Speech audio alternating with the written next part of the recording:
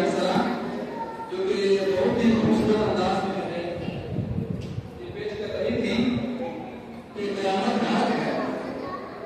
जब तक एक इंसान को क़यामत का कंसेप्ट दिमाग में नहीं रहेगा, कभी वो दीनदार और नेक अमल नहीं कर सकता। इसलिए कि उन्हें अगर मालूम ही नहीं कि हमें करने के बाद क्या होना है, क्या मिलना है, तो वो फिर नेक अमल इसलिए करेगा। लिहाजा अल्लाह पाक ने सिर्फ फातिहा के अंदर कहा मालिक यौमिद्दीन, जो क़यामत के दिन का मालिक है, यानी इंसान को चाहिए कि वो